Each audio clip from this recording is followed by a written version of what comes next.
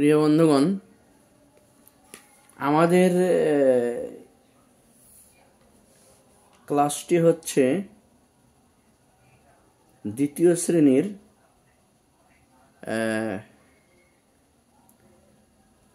এবং বিষয় হচ্ছে আল কোরআন ও তাজবিদ। আমাদের প্রথম ক্লাসটি আমরা দেখতে পাচ্ছি সূরাতুল আদিয়াত। তো টাইপিং মিস্টেকের কারণে এখানে আমরা শুরুর পাতাটা দেখতে পাচ্ছি না। যাই হোক, সূরাতুল আদিয়াত আমরা যতটুকু দেখতে পাচ্ছি না অতটুকু মূল কোরআন থেকে নিয়ে নিচ্ছি। সূরাতুল আদিয়াত, এই যে দেখেন, মূলত এই সূরাটি হচ্ছে মাক্কিয়া, অর্থাৎ রাসূলুল্লাহ সাল্লাল্লাহু আলাইহি সাল্লামের মদিনায় হিজরত করে চলে যাওয়ার পূর্বে নাজিলকৃত, পূর্বে অবতীর্ণ সূরা। আমরা বরাবরের মতোই অন্যান্য বছরগুলি আমাদের বিগত কোর্সগুলিতে এই কথাগুলি বারংবার আলোচনা করেছি। একটি কথা বারংবার আলোচনা করার উদ্দেশ্য হলো, আমরা যারা অপমার জনগণ আছি, অপমর জনগণ, আবাল বৃদ্ধ বনিতা, যারা বয়স্ক, যারা শিশু কিশোর, যাদের কোরআন শেখা এখনই জরুরি, তাদের প্রত্যেকের জন্য যেন এটা একটা মাইন্ড সেট আপ হয়ে যাওয়ার মতো হয়। আমার মাইন্ডের ভিতরে এটা সেট আপ করে নিব এইভাবে যে মুসলমান বলতে আমরা জানি যে আমাদের কোরআন সংক্রান্ত বিষয়ে ভালো জ্ঞান আছে, হাদিস সংক্রান্ত বিষয়ে ভালো জ্ঞান আছে, ইসলামী ইতিহাস সংক্রান্ত বিষয়ে সহ পৃথিবীর ইতিহাস সম্বন্ধে আমাদের ভালো জ্ঞান আছে। তো যেহেতু ইলমে দ্বীন অর্জন করা ফরজে আইন এবং এর বিপরীতে আল্লাহ আমাদেরকে দিবেন ভয়াবহ শাস্তি যদি এই ইলমে দ্বীন আমরা অর্জন না করি, সেহেতু এই বিষয়টিতে আমাদের মাইন্ড সেট আপের বিষয় অবধারিত। আমাদের প্রত্যেকটা তালেবে ইলম বা প্রত্যেকটা কোরআন শিক্ষার্থী যেন বলতে পারে, জানতে পারে যে মাদানী এবং মাক্কি সূরা কাকে বলা হয়, কোন সূরাকে মাদানী ও মাক্কি সূরা বলা হয়। এই জন্য বারংবার আমাদের আলোচনা। সূরাতুল আদিয়াত এটা মাক্কি সূরা, অর্থাৎ রাসূল সাল্লাল্লাহু আলাইহি ওয়াসাল্লাম হিজরতের পূর্বে নাজিলকৃত সূরা। আবার বলছি, রাসূলুল্লাহ সাল্লাল্লাহু আলাইহি ওয়াসাল্লাম মদিনায় হিজরত করে যাওয়ার পূর্বে যে সমস্ত আয়াতগুলি বা সূরাগুলি তার উপর অবতীর্ণ হয়েছিল সেগুলিকে মাক্কিয়া বলা হয়। আর রাসূল সাল্লাল্লাহু আলাইহি ওয়াসাল্লাম হিজরত করে চলে যাওয়ার পর যে সমস্ত সূরা বা আয়াতগুলি নাজিল হয় সেগুলিকে বলা হয় মাদানিয়া। তো আমরা এই লিরাব্বিহি লাকানুদ পর্যন্ত এখান থেকে পড়তেছি, কেননা আমাদের সিলেবাসের বইটিতে দেখেন যে লাকানুদ শুধু দেখা যাচ্ছে, আগেরগুলি দেখা যাচ্ছে না। তারপর তখন আমরা বাকি আয়াতগুলি সিলেবাসের বইটি থেকে পড়ব ইনশাআল্লাহ। তো প্রিয় বন্ধুগণ,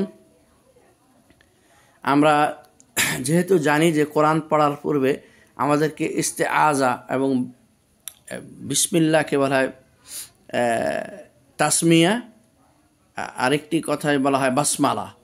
তো বিসমিল্লাহকে সংক্ষেপে বলা হয় বাসমালা, আর পারিভাষিক অর্থে বিসমিল্লাহ, আবিধানিক অর্থে বিসমিল্লাহকে বলা হয় তাসমিয়া।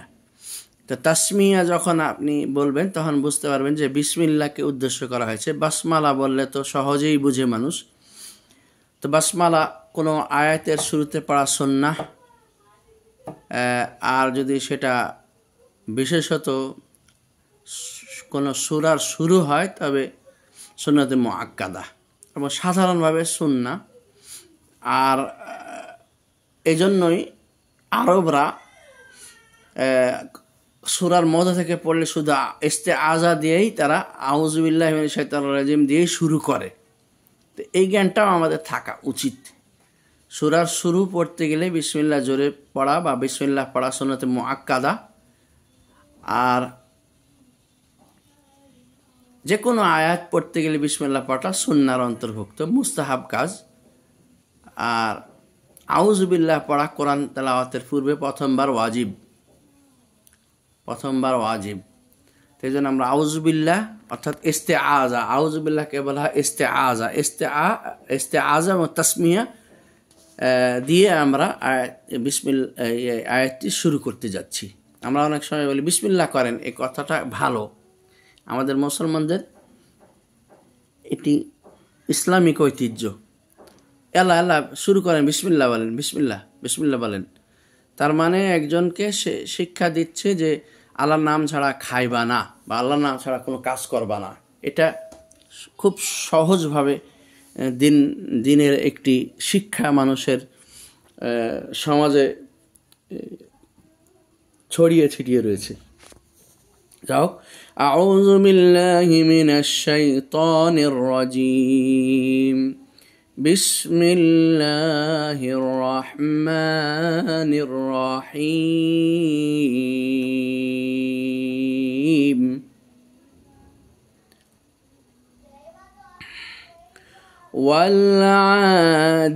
والعاديات ضبحا।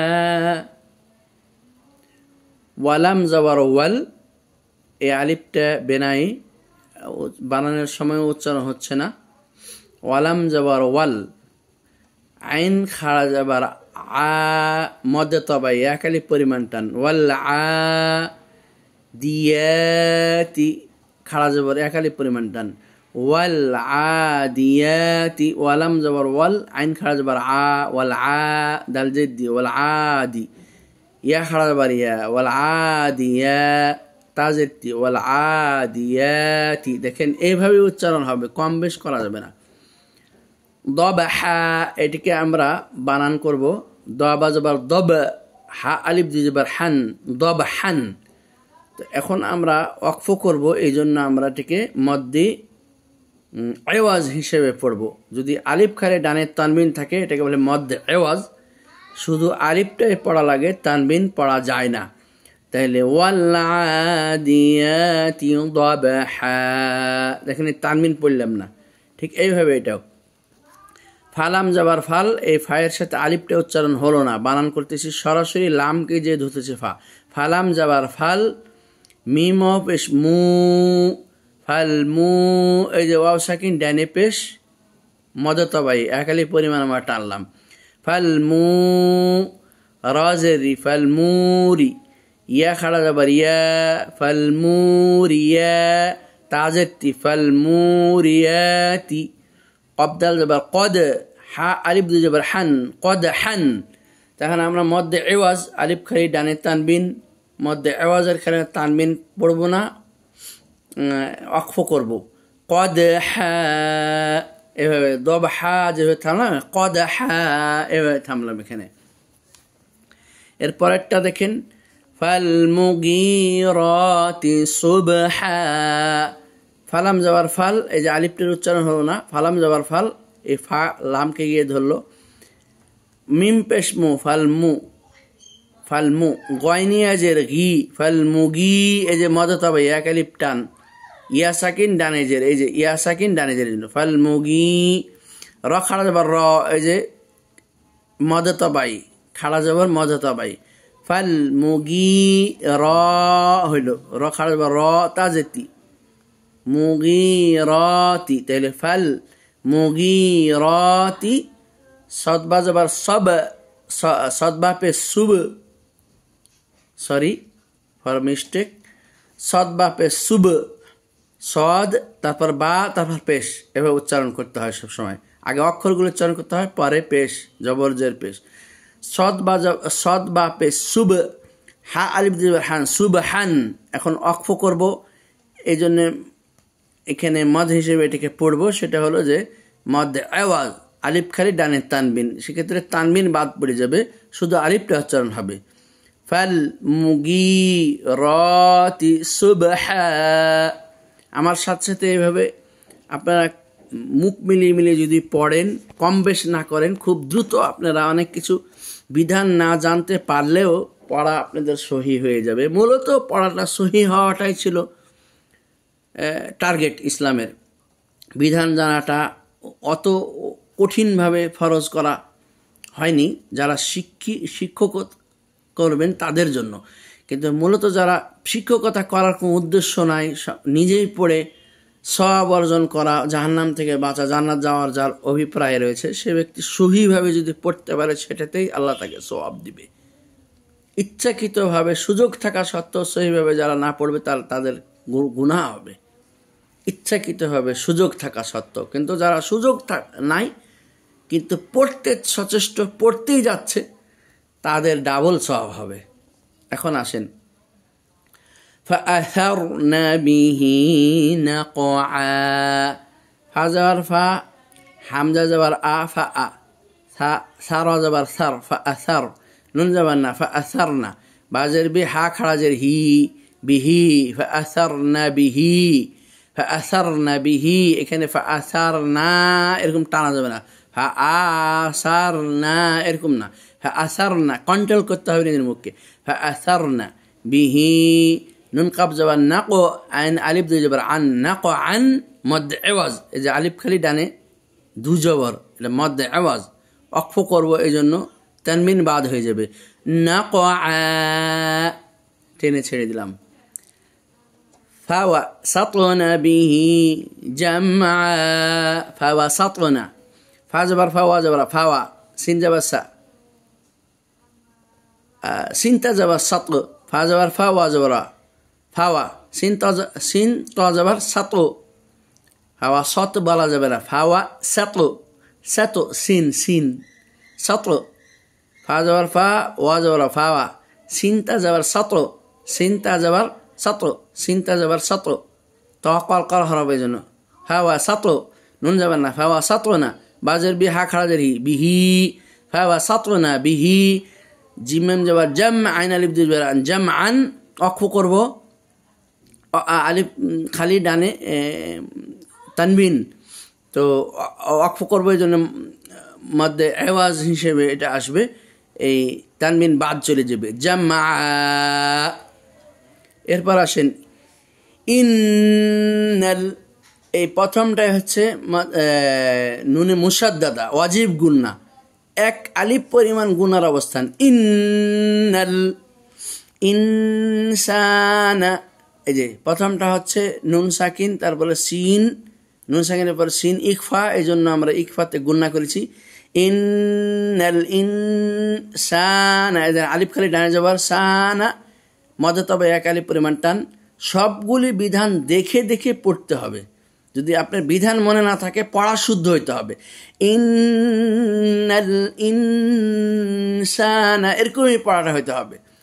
লি রব্বিহি, লাম যে লি, রব জব রব, লি রব বাজের বি, লি রব্বি, হা খাড়াজের হি, রব্বিহি। এরপর দেখেন পরেরটুকু আমাদের বইয়ে আছে, এই যে দেখেন, লাকানুদ, লাম জবর লা, কাব জবর কা, লাকা, নুনাও পেশ নু, লাকানু মজা তবে, এই দেখেন লাকানুদ, লাকানুদ।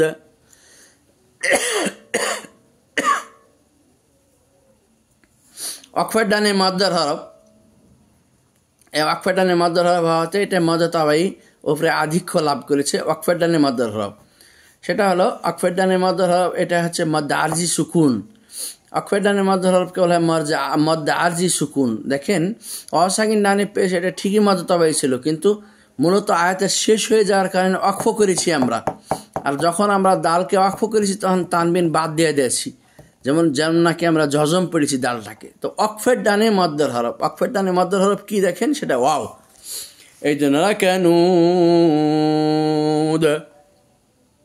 লাকানুদ। তাহলে দেখছেন কোরআন সূরা আদিয়াতটা বের করেছি, মাক্কি সূরা, সেটাই আমরা পড়ছি।